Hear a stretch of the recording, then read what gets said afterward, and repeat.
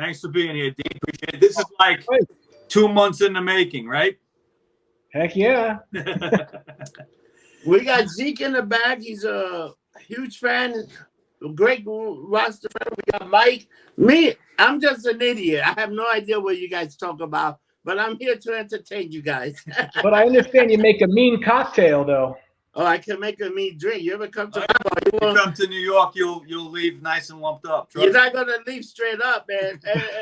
And today we're sponsored by Espelon, and I'm gonna have a few drinks while we talk. All right. Do what you gotta do. All right, so guys, let's get started. So this is Mike and Rob Presents.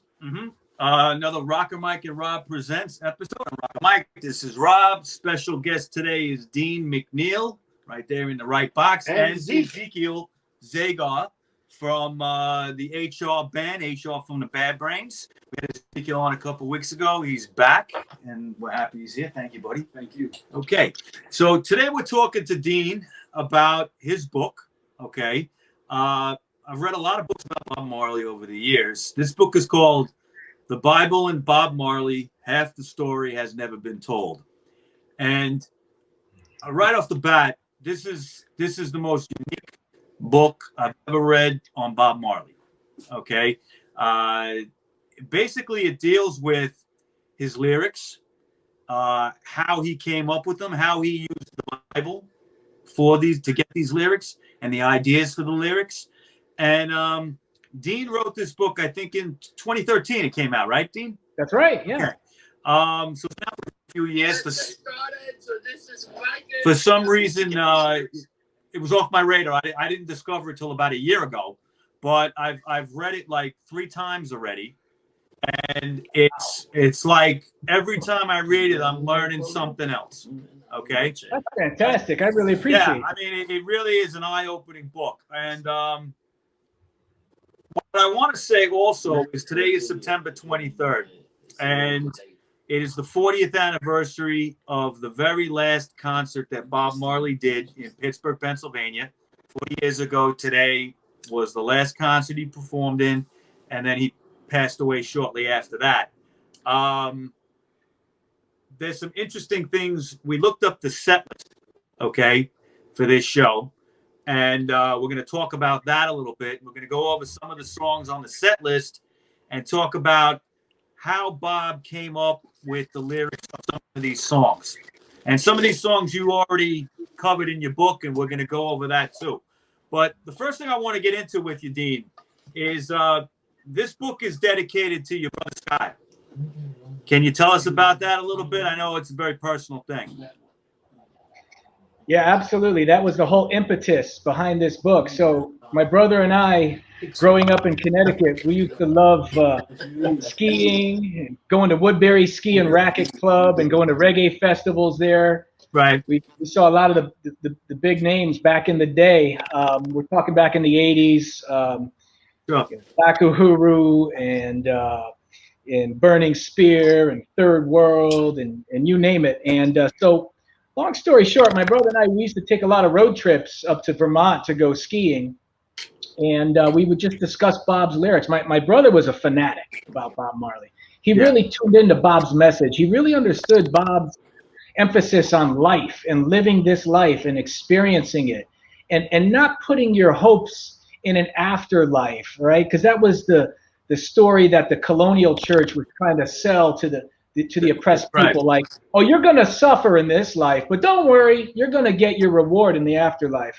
Now, Bob was setting everybody straight that this life is to be lived. And my brother really grasped onto that. And he actually taught me a lot. He was 6 years younger. And I'm talking about a kid who was 16 years old when he got killed in a car crash. Yeah. He was a passenger in a car. And that was really tough, right? So a tragic event for the whole family. And we ended up leveraging Marley's music really to get through it, because that was my brother's favorite musician. And I tell you, throughout the years, so many of the conversations he and I had would just come to my mind.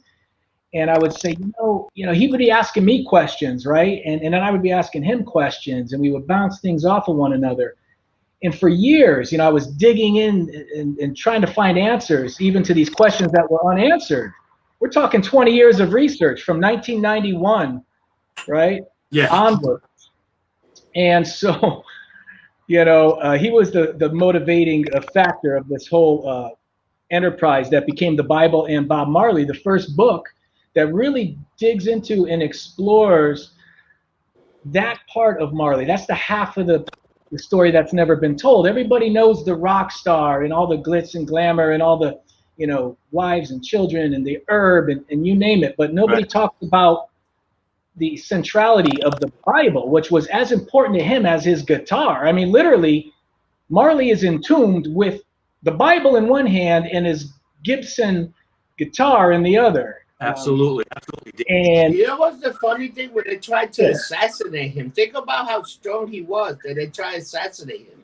Absolutely. In 1976, in December, and there was a big political campaign going on there between, the PNP and the JLP, the rival factions, and both sides wanted Bob to get on board with their message, and he wasn't trying to have any of that because Rasta is beyond all of that, right? Rasta is a livity, and they don't get entangled with isms and schisms.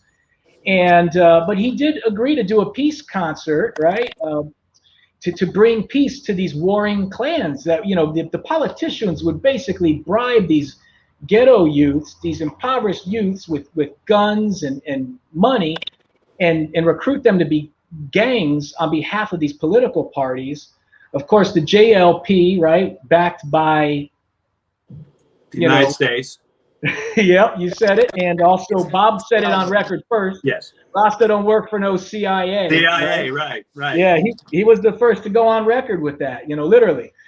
And so he was caught up in that. And that was in December. And the 2 days later, he went through with the concert. I mean, now think about it, Dean. Kind of elaborating on what Rob says. He must have been such a strong man of faith. Yep.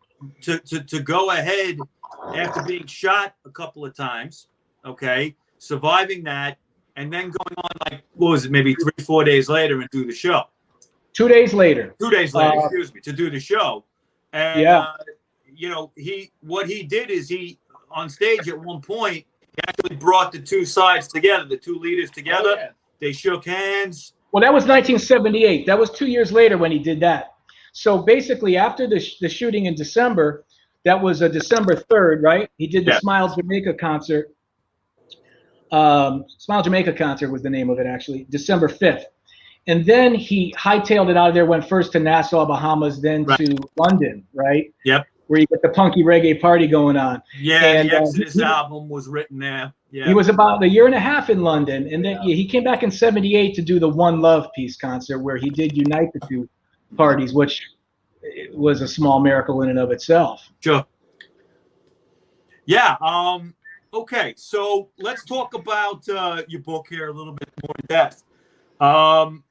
One thing you talk about is in the lyrics, there's either allusions to the Bible or quotations from the Bible. Basically, that's the two ways that Bob Marley used the Bible to get his lyrics. Am I right in that, sort of? Yeah, I mean, that's what I did. What I did is I classified them as such. So a quotation is what you would think. It's a very strong correlation. You've got, 3 to 5, words like verbatim, it's pretty obvious. Allusions are a little bit harder to identify, but they're still pretty discernible. Right. So I looked at those and I looked at, what were the books in the Bible that were most meaningful to Marley because they appeared most often in his lyrics. And then I got into the fact that he wasn't just quoting these lyrics, but he was actually interpreting the Bible, and that his interpretation is of value to the world of academia, which is why my book is so academic. I wanted to come out with making an academic impact first before, although it is so accessible to so many people. I mean, I get notes from, high school kids and, retirees, people of all ages, people of all backgrounds. So it's really great that it's a broad kind of appeal, but I did want to specifically make sure that everything was footnoted to make sure people realize, because this was the first book of its kind, I wanted people to say, hey, wait a minute, this guy's not making this stuff up. I mean, it's all backed up. It's No, there's footnotes all over the book. Let me tell you, there's nothing like your book. Like, it's a very unique book. It's like, motherfucker, look at this fucking book. This is how many people get fucked up and write this. I would have been smoking a doobie and writing, this is what I think, you fucks. Well, it took 20 years of research and 4 years of writing. So wow, for such a small book, but I tried to pack a lot into a small, because I myself don't like big books. Yeah. Right. So I wanted to write a book that I would want to read. It's an easy read. It's like 170 pages. It's not a killer, you know. But dude, it took 10 years for Mike to turn into a vegetarian. I'm like, I'm gonna eat a steak. Oh man, that's funny. Now, Dean, you talk in the book about a lot of his lyrics come from Proverbs, which is kind of the wisdom quotes, right? Yeah, absolutely. Okay. When just to be a little more specific, so people understand, because I don't know how many of our listeners actually read the Bible. I'm sure quite a few do, but when people talk about the wisdom part of the Bible, you're generally talking about Psalms and Proverbs. Yeah. Ecclesiastes, Job, Sirach, and the Wisdom of Solomon, right? Dude, you nailed it. Yeah. Dude, well, I know that much. What's the gospel of Tashi? He got killed by the CIA. I'm just saying, people don't want to hear it, but he was. Who's that, Tosh? Did you say Peter Tosh? Yeah. Yeah, I wouldn't be surprised. He was. We did a show on it about 2 months ago. That guy getting killed the way he did, no. That was the opera. That was scammed him. Yo, I can tell you something. Yeah. Peter Tosh's bass player. His bass player was on tour with Andrew Tosh on Peter's song. Yeah. Right after Peter Tosh had been down. And he said that what happened was that Bob and Peter were driving in a car, and they got stopped by the police, and Bob had a gun on him. And they had a roadie in the back, and he said, please take the gun, and I will take care of your family, because they're going to fuck with me because I'm Bob Marley, and they want to arrest me. And the guy said, okay. He went into jail. He stayed for 10 years in jail. Right. Bob passed away, and he came back out, and he said, he went to Peter and said, you owe me. You didn't take care of my I've heard family. this. Yeah. Yes. This is Peter's bass player telling me that. So the guy went back and went to the elders. They chanted Naya Bingi all night. And then the next day they went and they wanted money from Peter. Yeah. And Peter said he had no money, and they didn't believe him. They shot. Bang. Yeah. That's a tragedy. That's a tragedy. Peter Tosh was a tragedy. Yep. But just let me introduce myself. My name is Ezekiel. You know Ezekiel, Dean? Oh yeah, absolutely. Great Ezekiel. So yeah, I love Bob Marley. I found out about Bob Marley when I was very young because I was into punk rock, and we listened to HR, and then later I toured with HR. This was like in 1982. Okay, so after loving HR, finding out who he loved was Bob Marley. So finding his music, just like you, Dean, it started to it started to heal me, like from my wounds and my scars. And so I wanted to research just like you. So I have dyslexia. I don't read too well. I was been able to be on tour with a lot of the musicians that knew Bob. And so I asked all of them, like, tell me stories about Bob. And, they have all kinds of stories about him. And I can't wait to read your book. I'm gonna lend them my copy. Dean, I gotta read your book because I'm fascinated. Like, when you write a book like that, I gotta read it but I will ask for an autographed copy later on. Absolutely. Because you're gonna be huge with this thing. This is big. Yeah, yeah. And I've been urged to do an audiobook version of it too, which I think you should. You should do it. You should. Absolutely. All a matter of time. And if you don't feel like doing it, me and Rob will do it for you, man. Oh boy, that'll be interesting. You do not want me to do it because there'll be a lot of motherfuckers. Well, you could do the California version. We'll do the New York version. Sounds good. I like it. All right, so getting back to this now. Another thing that you talk about as far as quotations is Pauline quotations, which would be St. Paul. That's right. For instance, Rasta Man Vibration. Yep. That to be a Pauline quotation, right? Positive vibration. Yeah, he's Yeah. got Paul quotes all over that album, actually. So Right. the two albums that Marley quotes Paul on are Rastaman Vibration and Exodus. And it's very Exodus. interesting because Excellent. I love this. Paul was a beleaguered, early, member of this movement, right? This movement of Christ people Right. Yeah. that were trying to be stamped out by the Romans. Yeah. And he had to speak in code about the Romans. So the early Christians spoke in code. They called Rome Babylon. Babylon, yeah. Right. It goes right back to that. Because Babylon was the ancient enemy of Israel that Right. destroyed Jerusalem in 587. And nothing was the same ever since. They took them out. They took them prisoner, right? Absolutely. They took them into captivity. It's called the Babylonian captivity. Yes. I And- got a question for you, Dean. So to me, one of the biggest I love Concrete Jungle. Yeah. To me, Concrete Jungle means everything. Like when he wrote that, like I feel like he was talking to me. And he's talking about the concrete fucking jungle, and it was like, holy shit. Because you're in New York. I'm in New York, and Yeah. I thought it was Well, one he of was the. he was talking about. I was like, wow, concrete, like Yeah. that song. Yeah. To this day, I could listen to that, and it talked to me. It talks to everybody because no chains around my feet, but I'm not No free. chain, yeah. Right? And so we all are suffering from this, even if it's just mental slavery, right? As he talks about. And that quotes Marcus Garvey, by the way. A lot of people don't realize. Yes. Yes. Garvey- Another important Rastafari figure, Mark Garvey. Absolutely. Yeah, he's considered kind of like the John the Baptist, right? Yes. Oh. He led the way prior to His Majesty Haile Selassie I. He predicted it coming. He told black people, look for a king to come out of the east from Africa, and in a few years, 1930. Selassie was crowned. 1930, King of Kings, Lord of King of Lords. Kings. Yep. Absolutely. Dean, I'm the king of Cuba. I'm an alcoholic. As long as you're just getting lumped up and nothing else. I love that. I love that you say that. So, Dean, where are you hailing from? I'm originally from New Haven, Connecticut. I used to go to shows in the city. I used to do gigs in New Haven. I'm a drummer. Where What's are you now? I'm in Los Angeles. I've been here so Okay. long. Wow. I've So gone it's native. burning up there, right? It certainly is. Like, yeah. Crazy. Can I ask you a weird question? I went to New Haven, Connecticut years ago for Yeah. WrestleMania 10 with Lawrence Taylor for Bam Bam Bigelow.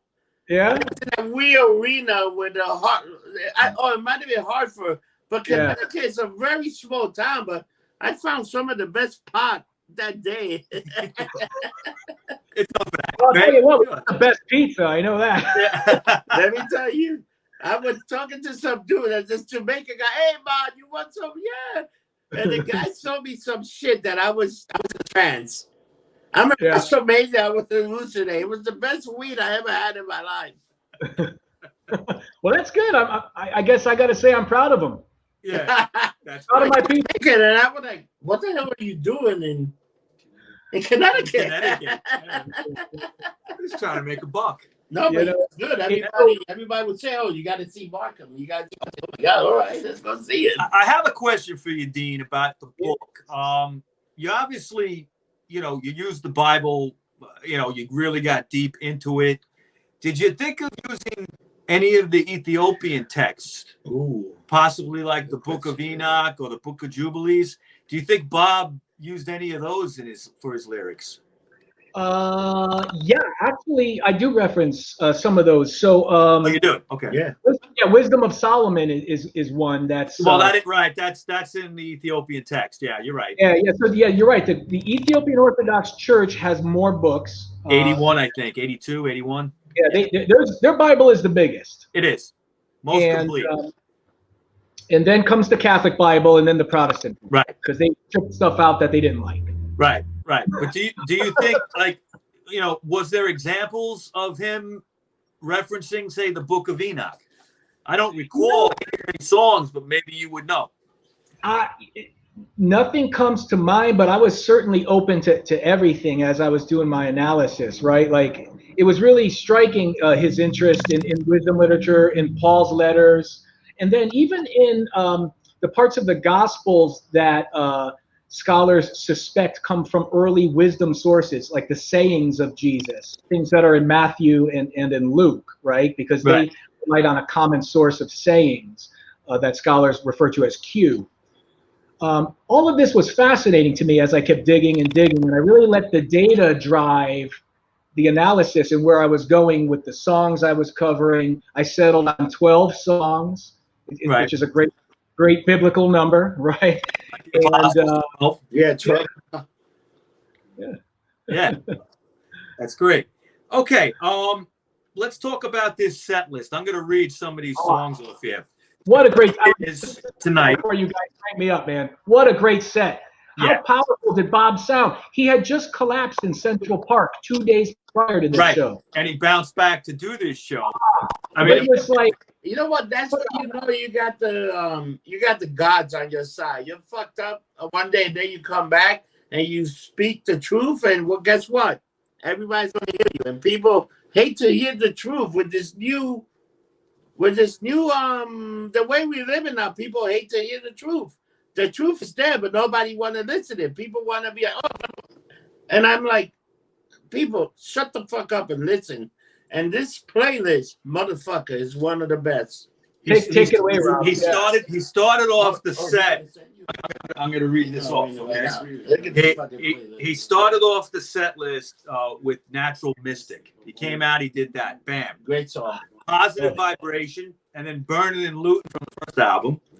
Then, America burning and looting right now. Then Belly 40 years later. What's that? 40 years later, and this set list is as applicable now, more so than ever. That's amazing. It is fucking amazing. It is. He did the fourth song was Them Belly Full But We Hungry. Then he did The Heathen. Then he did Running Away. Then he did Crazy Bald Head. And then he did one of my all-time favorites, War. Then he did No More Trouble, Zimbabwe, and because that was very timely at the time. Zion Train, No Woman, No Cry, Jamming, and Exodus. All right. Now that was 14 songs he did. Great. And then he went for an encore, and he did Redemption Song, Coming In From the Cold, another one of my favorites, and Could You Be Loved. He came out for a second encore, and he did Is This Love, Work. Nice little nugget for that one. Work. And then he ended the set with Get Up, Stand Up, the 20th song. Guys, think about us being at that concert. How fucked up we would be. Now, you know, like, I wouldn't make this to the end, but think about that fucking thing. Think about that concert. Like, dude, he's talking to us, even to today. If you look at the playlist, you look at the number, he's talking to us today about this shit is bullshit. He's totally talking to us. I get goosebumps whenever he comes out and he does the greetings in the name of His Imperial Majesty Emperor. You watch him, and there's so many moments, and you swear he's in a trance. Oh yeah, he was like a shaman. He's like a shaman. He's like a shaman. He is like a shaman. And whenever I think of a shaman, I think of HR. HR is a shaman. No, I think of Ezekiel. I know. He gets into it. This is the motherfucker. This guy playing music. Your fucking heads are standing up. Your hair is straight up. I don't know hair, but I have a fucking flat head by the time he finished singing. But this guy's amazing. But guys, let's talk about what the fuck's going on right now. And whatever Bob Marley wrote is like it works with today. Absolutely. People don't realize that. It's more important today than it was 40 years ago. Marley's streams have shot through the roof during COVID. Yeah. My book sales are thankfully going up. I mean, Marley's message is as important now as it's ever been, and new generations are discovering him every day, right? I believe even more so than it was. Yeah. I don't know a more potent message than his. Yeah, it's it's big. Dean, you want to hear something? How I met Mike? So this motherfucker came to my bar and he took my telephone. And I talked to him and we built a relationship. And I said, dude, I got a podcast. Can you do a little bit of rock and roll and this for us? And this is the way this relationship been delivered. From he coming to work with me. I talked to him This guy makes sense. We never smoked a big doobie, but he still makes sense to me. And we hanged out, and this is the way we became friends. Like, this is the world is getting smaller. As big as it is, the world's getting smaller. More people are learning the truth because there's a lot of people that are hidden. They don't want to know the truth. But, dude, we need to fucking expose this shit. The virus, everything. There's a few people that know what we're talking about. And people, but when you take the Bob Marley, he's talking about this shit now. Yeah. True. I mean, when he talks about when Bob Marley's referencing Babylon, he's referencing the world and the evils of the world. And, New York City is the new Babylon. Yeah, it always was, but it's worse now. And LA. Yeah. Where I'm at. Yeah, LA, same shit. LA too. Yeah, exactly. My question is, what are the silver linings in the reality that we're dealing with here and there? The silver linings. Well, let's talk about that set list, right? He comes out. Yeah. The 20 songs I read off, 11 of them have biblical quotations or what you call allusions to the Bible. Mainly it was Natural Mystic, then Belly Full, The Heathen, Runaway War, Zion Train, Jamming, Exodus, Redemption Song, Could You Be Loved, and Get Up, Stand Up. I want to talk about some of these, not all of them, just for the sake of time. I'd love to talk about them all. But on this thing, we got unlimited time. Well, plenty what we're going to get into. Extended topic. Extended topic. The first one I got to get into is The Heathen. All right. Okay, it's kind of an underrated Marley song. Maybe not one of his most popular off the Exodus album. Okay. But you called it. You kind of categorized it in the Pauline category, right? Well, yeah, I believe he's got a reference to Galatians in there. Yeah. When I was listening to it, and I was thinking of it in that context, I thought it was more. Maybe more of like a wisdom type, okay? Oh, well, the two blur together all the time, right? What's that? The two blur together, right? But you're absolutely right because he's got a lot of proverbs in there, but they're not biblical. Right. Now, he refers to Babylon. The one line that he says a lot in the song is the heathen back on the wall, which means like put the heathen back upon the wall. John's got their back on the wall. Yeah, they're in trouble. Right. Yeah. Now, the word heathen is used 143 times in the Old Testament, according to you found that quote. That's a good one. That's right out of my book. It is. I read your book. 3 times. I love you, man. It's an ex-wife. That's terrible. Ex-wife is a heathen. Heathen's back is no comment. Yeah. Put your back against the wall. Right. Upon the wall. On the wall. Right. Now, some of the other lyrics say like, rise up, fallen fighters, rise and take your stance again. Yes. 'Tis he who fight and run away, live to fight another day, with the heated back upon the wall. Okay. Now that, and this was in your book, and I want you to kind of maybe elaborate on it a little bit, because in Psalms 18:49, it says, "Therefore will I give thanks unto thee, O Lord, among the heathen, and sing praises unto thy name." Then in 1850, the next line, it says, "Great deliverance giveth he to his king, and sheweth mercy to his anointed David, and to his seed forevermore." Now, there's two things I want to say with that. First of all, he's talking kind of about a victory, right? In that line, when he says, "Live to fight another day." I'm saying Bob Marley, live to fight another day. So he's kind of talking about a victory against the heathen, right? Absolutely. And he's also referring to his strategic retreat from Jamaica, right? Yes, because that was after he was shot. Exactly. But the other thing I noticed with that Psalm verse, okay, 1850, when it says, "And sheweth mercy to his anointed, to David, and to his seed forevermore." To me, that's Haile Selassie the first. Sure, and Jesus, yeah, Okay. the lineage of David, yeah. I mean, that's a direct line when it says to his anointed, to David, and to his seed forevermore. Haile Selassie is the seed of, the root of David. Okay, Absolutely, so yeah. that's a prophetic psalm. I'm glad you like it, man. Absolutely. I love Right? it. I love Right? it too. Okay. Yes. I appreciate you All right. sharing. The other song I wanted to talk about a little bit is "Running Away." Okay. Now that Hey, you didn't mention though that the book in the Bible that uses the word heathen referring to Babylon the most is the book of Ezekiel. Yes. Oh, you would like that, Ezekiel? Talk about that for a minute. We got to right here. I don't know how much. I thought my man would like that. I'm listening. Yeah. I'm Yeah, listening. he was the Hebrew priest that was taken as a hostage. Right.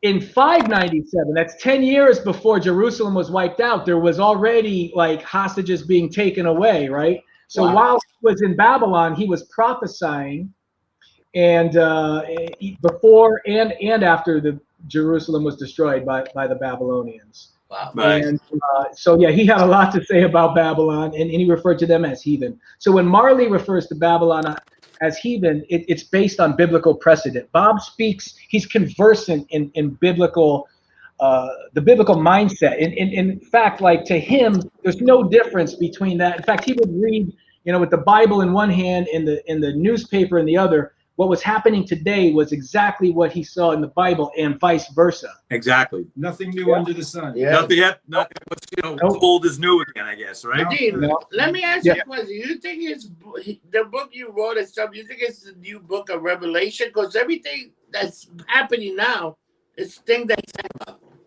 Yeah. Nothing. Yeah, Revelation. Bob alludes to it. He never quotes it, interestingly enough, but he alludes to it in Natural Mystic.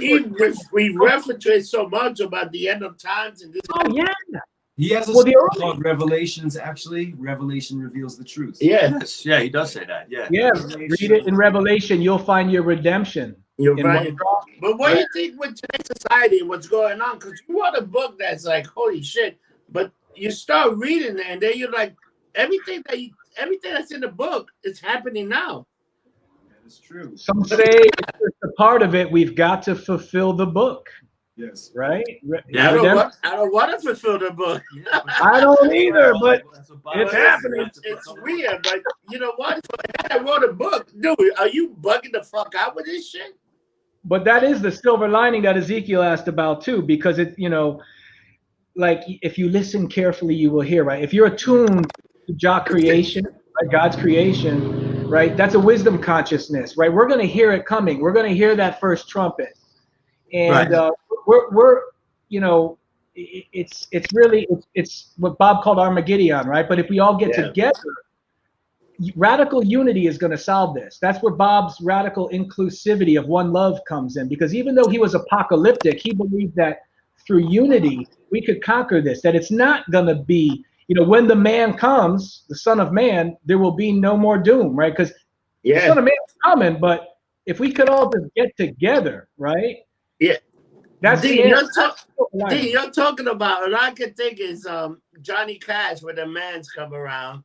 Which to me, I'm a Johnny Cash man. That's a great song. And I hear this song today. Yeah. It's almost like another revelation. So about Bob, it's crazy. I don't know if you realized, Rob, is that song is taken from the Book of Revelation. Oh yeah, of course. Johnny Cash talked about how he wrote it, and he used the Book of Revelations as a reference, kind of way Bob would use the Bible. You have two guys. You got Johnny Cash in another place, and you got Bob Marley, and both of them are talking about the same shit. Well, a lot of musicians have used the Bible, right, as inspiration. A lot of them. Yeah.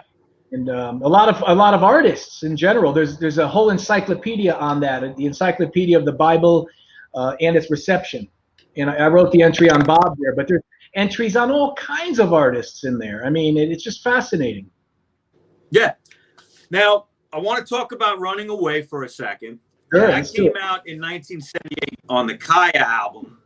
And it's kind of like, that's an album a lot of people don't really listen to as much.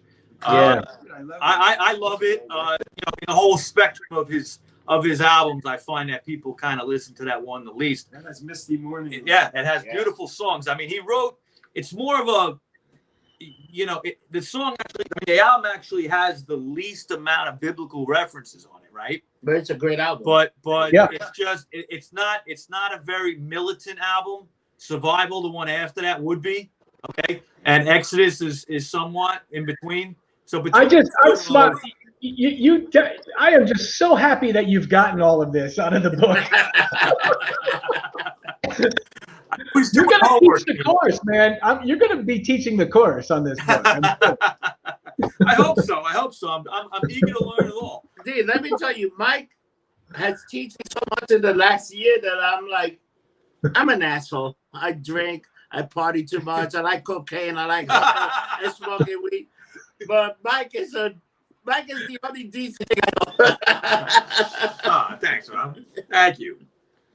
But yeah, Running Away is unique. I mean, it's like no other Marley song. It's confessional. Just like you, Rob, confessing. It's very confessional. It's so personal, right? I mean, it is. He's saying, look at some of the lyrics. It says, "It is better to live on the housetop than to live in a house full of confusion. So I made a decision and I left you. And now you're coming to tell me that I'm running away, but it's not true. I'm not running away." Now that's the end of the song. I love that.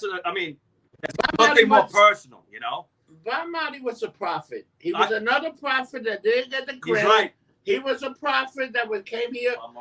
He showed us the way, and people didn't listen to him. But he was talking about whatever people did listen. You know why he was the number one to make it? Because people was like, this guy had a voice. People would listen to him. Like even today, you talk about reggae music. Bob Marley. This guy opened the fucking door to people to be like, dude, let's listen to this guy. This guy's like revelation. This guy's like a prophet. The problem is he would never get the credit as a prophet, but he was a prophet. He gets it in some circles. Yeah, I mean, I believe he was, and you know, he's the biggest proponent for Rastafari in the world. He is the biggest. Okay, there's nothing that's ever brought people to that spirituality and that liberty more than him. There's no right. He talked about it. People get together, have a good time. I mean, I can't think of anybody or anything else. Worship his mother. He was a guy he was a pioneer. Like you wrote the book. What do you think about at the end of everything you wrote?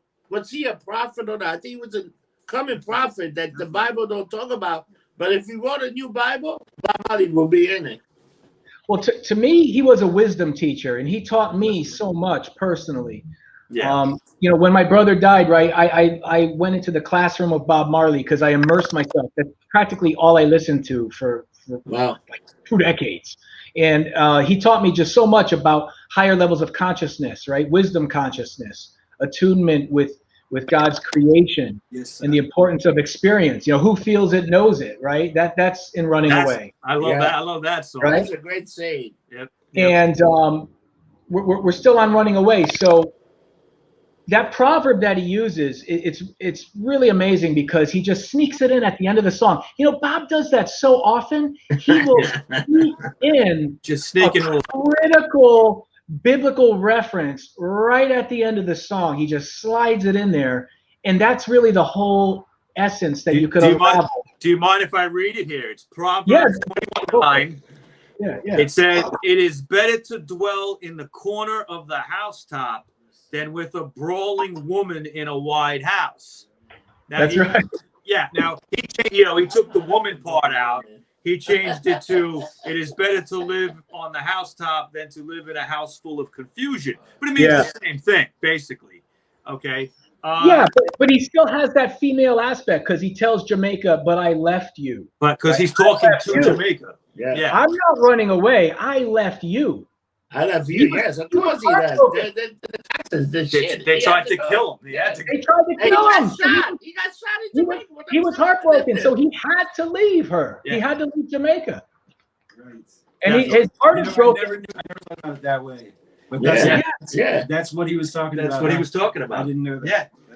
Talking to Jamaica like directly. Hey, Dean, I got a question for you. What got you the whole Rastafari movement? Because you look like a guy that I would never think you would listen to that, but you'll listen to it. Not only that, you wrote a book. What the fuck got you into this? Oh, my brother got me into it, man. He was listening to Bob all the time. Like, that's all he listened to. And again, it comes back to that road trip to Vermont, and discussing and dissecting the lyrics and trying to find the answers to all the questions they ask. Right. You probably went there like, oh, it's my brother, I'm going to keep it. And guess what? You became the prophet. You're writing this shit down. It all just came it fell into place. I mean, so much came into place after my brother's untimely death. He was only 16 years old. Wow. So much good stuff actually ended up coming out of it in the long run, in retrospect, when you look back, right? Not just this book, but so many things. The laws were changed in Connecticut. There was an underage drunk driver that was involved, and the zero tolerance law was passed because, if you're underage, you shouldn't have any alcohol in your blood. Lots of things like that came out of it, and it's because we decided to persevere, as Marley did. He teaches perseverance. When he was in New York, right, for his Madison Square Garden shows, and then, Central Park, he collapses. 2 days later, he's in Pittsburgh, the concert we're talking about. He spoke with Gil Noble in an interview in New York. I've seen that. That was a show. That was a show called Like It Is. Like It Is. Used to be on Sunday mornings. I remember that show. And so Gil Noble asks him point blank. He's like, "So what do you think is so important about Bob Marley to people in the world?" And Bob goes, "Well, I think it's what Bob Marley stands for." I love how he uses the third person. Right. And Gil Noble says, "Well, what is that?" And Bob says, "The truth," like right away. Like he doesn't even have to think. And then he goes, "And the determination to survive and stay alive." He really wanted to live and keep going with this message, right? That's why he persevered and pushed on through to Pittsburgh. He wanted to keep going. Yeah. And I just want to go back a second to what you talked about in the beginning, because it's an important Rastafari tenet, really. Okay, is we're not concerned with the afterlife. That's something that the major churches push on everybody. Like this doesn't matter now. What matters is the afterlife. I don't believe that. Like Bob didn't believe it. Okay. I believe that you're supposed to live your life now to the fullest. Praise Jah, of course, for every day, 10 times a day that you're here. Okay. Give thanks and praise. What happens after is not as important, because it's what you do here and how you affect people's lives and how you live your life. Yes, sir. Okay. Anything after that, after you die, I leave that in the hands of God. That's not I don't have control over that. That's right. But when I'm here, I'm going to try to make people happy, make myself happy. Okay. But I have the control. Exactly. So Dean, I got to ask you a question, because what the hell got you, like, I know we've been talking, what was the one thing, was it your brother got you the Rastafari, or did you just see this and your brother died, then you took it up? I often wonder. Finally got you into it. I often wonder if my brother lived, like, he would have been one of the first white Rastas, because he was already growing his hair out, like now, thanks to COVID, right? But he had more of the kinky Southern Italian hair than I do. I've got more of the Scottish. It's better for dreadlocks. Totally. Well, my brother would have had dreads. Yeah. He was growing it out. He was so into it. What's that? So Zeke said, what day? The one day your brother died? Zeke just want to know. August 4th, 1991. 1991. Wow. We were growing our lives since 1983. Yeah. Oh yeah. You guys were early times. But when I say I'm 72, I'm an old fuck. One of the first in the suburbs. Just like this guy. Oh, Yeah. Me and him are about the same age. He's 68. I'm 69. I'm so handsome and young. If any girls want to take advantage of me. Oh, wait, you got to record. You're not 69 years old. You were born in 69. 69, right? I was born in 72. That's 60. These guys fucked. All All right, one other song. No, but serious, D, the thing with your brother, what was the whole thing, roster thing with you? Like, I want to know, like, what made you write a book like this? Why inspired it with your brother? To me, Bob's message transcends creed, right? It transcends Rasta, Christian, whatever. It transcends everything. It transcends secular, sacred. It transcends black, white. It transcends country, city. Bob transcends everything. So it was really just about, okay, Bob's music got us through that tough time. What was it about the message? That's what set me off to dig and figure out what was it. And then I'm realizing, wow, a lot of what he's talking about makes sense. Out of the pages of scripture, it makes sense, and he's putting his own spin on it because Bob is a brilliant, I believe, interpreter. You know, some have called him a lyrical genius, which I also agree with. I agree. But I believe, I think I'm the first that came forth with it, is that this man is actually a very astute interpreter of the biblical texts. Yeah. You know, and he's there's no doubt. There's no doubt.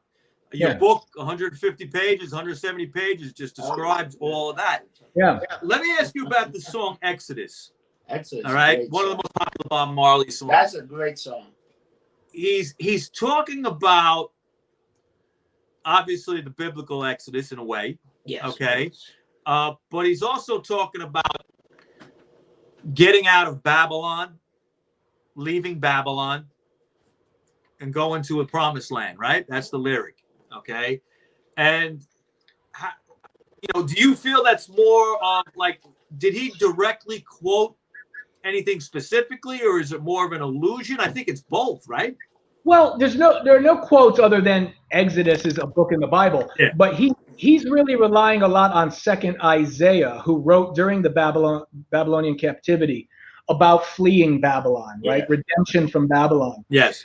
So that's really what the song is about. Unlike the actual biblical Exodus, which is about getting out of Egypt, this is really about getting out of Babylon. And what's brilliant about it, and he closes the set, as you mentioned earlier, with this. So he opens with Natural Mystic, just like the Exodus album does. And he closes with Exodus, which is also the closing track on side 1 of Exodus. Side 1 of Exodus is really about spiritual warfare when you think about it. And then side 2 is about spiritual love. It ends in one love, right? So in Exodus, it's another one of his brilliant songs where he's doing so much with it. I mean, he's referencing a Rasta hymn. Actually, he quotes the Rasta hymn. Jah come to break down oppression, rule equality, wipe away transgression, and set the captives free. That is a hymn that was documented in the very first study of Rastafari in 1953. Jamaicans used to put the Rastas, they were marginalized and they were just considered like the black card man. They treated them badly. They were ostracized from society. So not until the 50s and 60s did some scholars say, you know what, we should study these guys. So sociologists went and studied, and that was the first sociological study, and verbatim, they documented that hymn. I found it like in some obscure tome somewhere as I was digging my research. I've heard it before. And I was like, wow, Bob is totally using this, ancient Rasta hymn, Very cool. It was amazing how he would, get all this stuff into one. How to make it into a song? I have no idea. You know what else he's doing? This is what I love about it. So he's writing this in London after he was shot. They tried to kill him in that political fiasco. Yeah. And so Manley, right, the PNP leader, his 1976 campaign slogan, you want to know what it was? What was it? We know where we're going. Wow. He appropriates Babylon's slogan, their empty slogan. Remember his song, We Don't Need No Slogans No More? That came out after he died. Yeah. He had political slogans. He thought that it was just such bullshit, right? Because this is just empty promises of a politician. Totally. Never trust a politician, he would say. Never make a politician grant you a favor. He will always want you to control you forever, is what he said. That's it. They always want to control you. And so he appropriates We Know Where We're Going, and then he brings it to the spiritual domain. We're leaving Babylon. We're going to our father's land. Going to our father's land. Yep. That's the real mission we're on, right? He took a meaningless slogan, an empty slogan, Yeah. Turned it into something beautiful in the lyrics. And you know, he is mimicking St. Paul here, because St. Paul did that with the Romans. That's right. The Pax Romana, the Roman, they called it. Yeah. Right? Yep. Which is, they're basically, it was a Roman peace. They thought it was peace. I'm sure it was a peace. And Bob quotes Paul, when they say it's peace and safety, a sudden destruction will come upon. Right? Wow. That's again the Son of Man. That is the retribution against the wicked, against the heathen. So you have to really know. You got to know where you're aligned, right? Are you aligned with Jah? Do you have wisdom consciousness? Are you about radical unity, or are you about division and isms and schisms and dividing humanity and breaking our foundational relationship with the Almighty, which is what the Babylon system does. They try to take that away from us, brainwash education to make us the fools. Keep us divided. That's what they do. Keep us divided. Kind of like the media today. Divide and conquer. Yep. Big time, more than ever. Right. The last song I want to talk to you about is Redemption Song. Wow. Just the thought of that. Beautiful song. And then if you hang around for a while, we have Ezekiel. He's going to play some song for us. Ezekiel's going to play Redemption Song. That's fantastic. Okay. I've got the evening now coming. But before he plays it, Dean, what are the biblical relations to that? Allusions or quotations? Well, first of all, how about he comes out for the encore in Pittsburgh, and he starts the encore with Redemption Song. First encore. And he does like a little bit of humorous misdirection. This little song is called Old Pirate. Yeah. Redemption Song. I love that. Yeah. It's just such a personal touch, right? Totally. And then he's quoting Genesis 49 here with, he identifies with Joseph. So you got to remember, Bob Marley joined the 12 tribes community of Rastafari. Yes. And they give you a name, just like, in certain Christian denominations, we get like a confirmational name, for example. Well, his name was Joseph in the 12 tribes, and he really identified with Joseph. And that really comes through in this song, because the biblical passage is that the arms of Joseph's hands were made strong by the hands of the mighty God of Jacob. But Bob says, my hand was made strong by the hand of the Almighty. It's his hand. Bob, as Joseph, was made strong by the hands of the Almighty. And it's just a beautiful thing. And he's also referencing Jesus's lament over Jerusalem. The other forming church for you. How long shall they kill our prophets while we stand aside and look? Right. Well, they're killing our prophets now by shutting down the bars. These motherfuckers. Well, not only is he talking about Jesus, he's talking about Haile Selassie. Oh, you could, when you're looking at Rasta texts and Rasta lyrics, you could almost substitute one for the other. Right. So then we got Ezekiel. He's gonna play a song with us. He's gonna hang out with us. He's gonna play a great song. This guy's a great musician. He did song with us. He's been rehearsing for this right here. He got his guitar here at the bunker.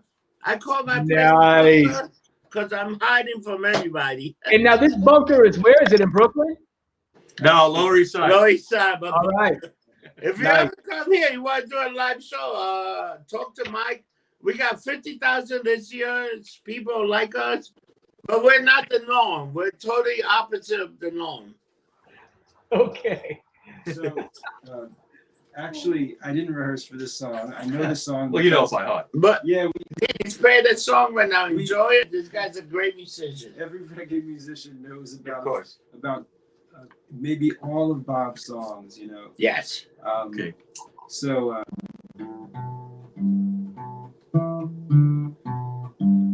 Can you hear it? Yes.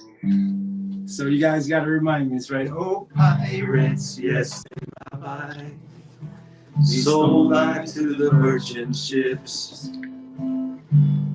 Minutes after they took I from the bottomless pit.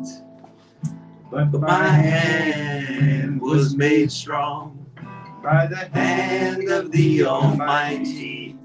We forward in this generation triumphantly. Won't you help to sing these songs of freedom? It's all I ever have. Redemption songs. These songs of freedom. It's all that I have. Emancipate yourself from mental slavery. None of ourselves can free our minds. Have no fear for atomic energy. None of them can stop the time. How long shall they kill our prophets while we stand aside and look? Some say it's just a part of it all. We got to fulfill the book. Won't you help to sing these songs of freedom? Woo.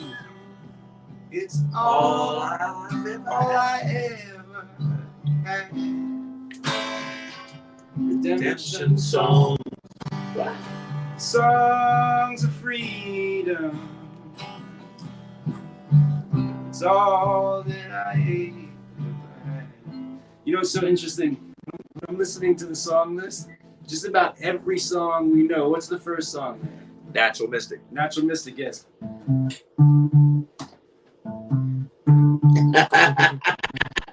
Dean, you hearing this, right, brother?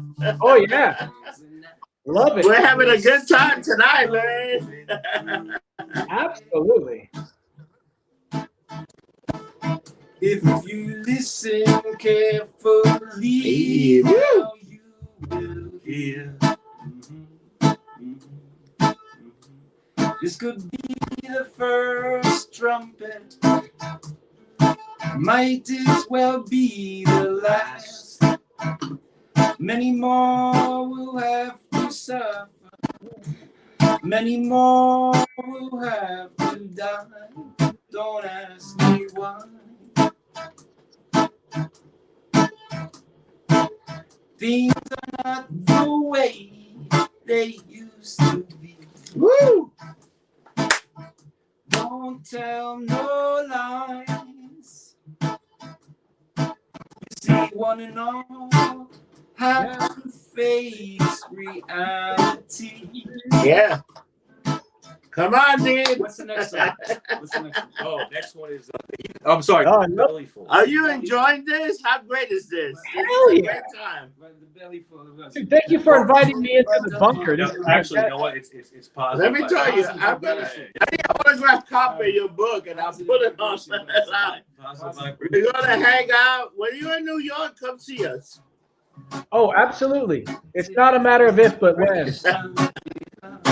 Positive. Well, if you wake up and you quarrel every day, No, pour it every day. I you're make pour every making day. prayers to the devil, I say.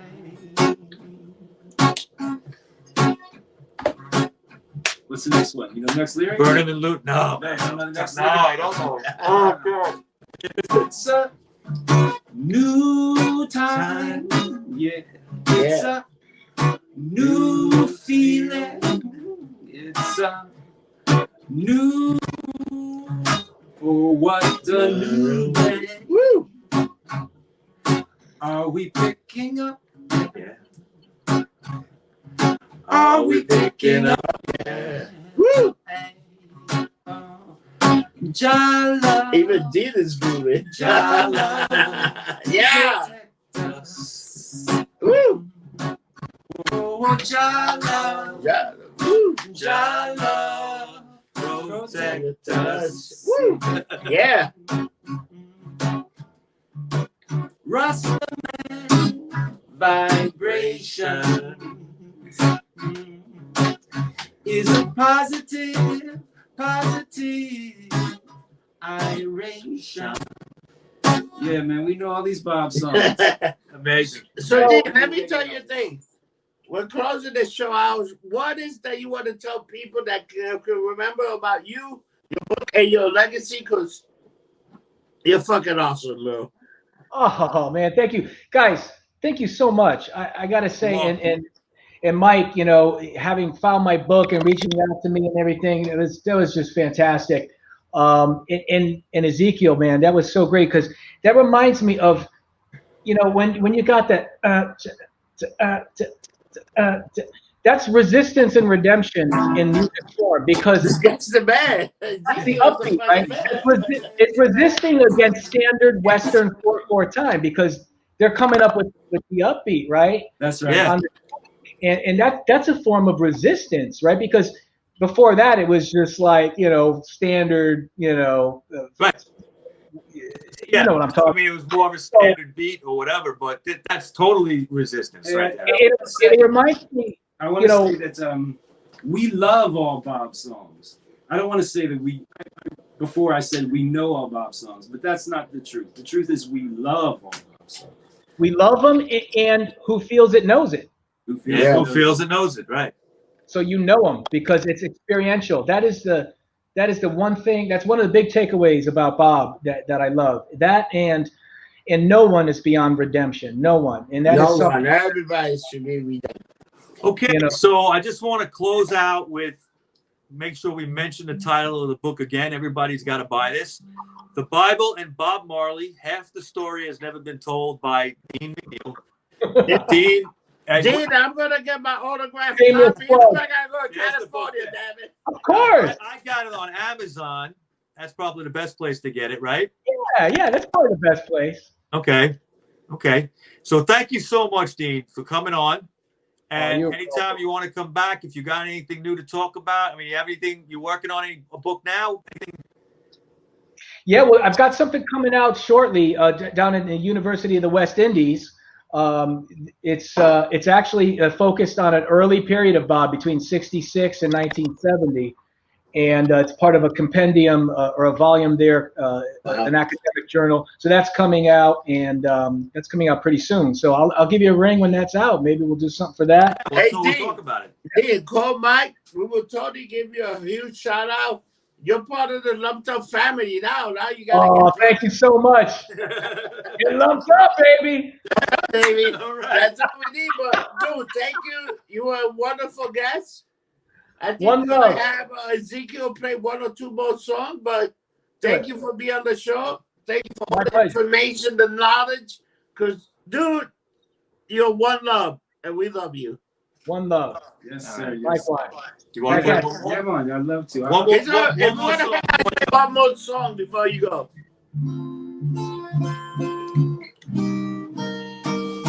That was good.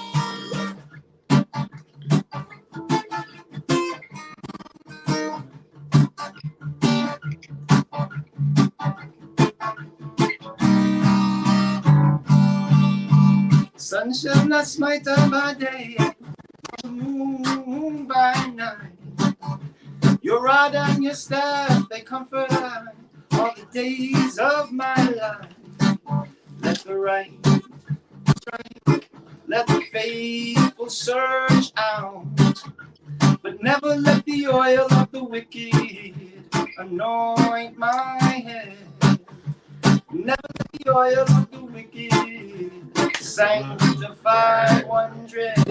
Yeah. A hard man for dread. A very hard man for dread. Hard man for dread. A very hard man for dread. Forgive us of our trespassings. We forgive those who trespass against us. Deliver us from evil, oh God, hear I when I call. Woo, yeah. Praise the Lord. Who shall I fear?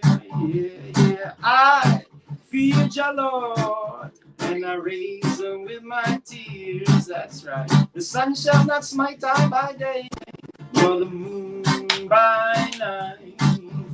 Your rod and your staff, they comfort I all the days of my life. Let the the righteous strike I, let the faithful search I am. But never let the oil of the wicked, no, sanctify my head. No. Never let the oil of the wicked get on my head. Yeah. Hard man for dread, a very hard man for dread. Hard man for dread, hard man for dread. So, Dean, we love you. We'll see you next time. And when you write the next book, give us a call. Have a good one. Absolutely. Take care. Take care. Love you. Have a good one. I thought I was good. Well, I did take this.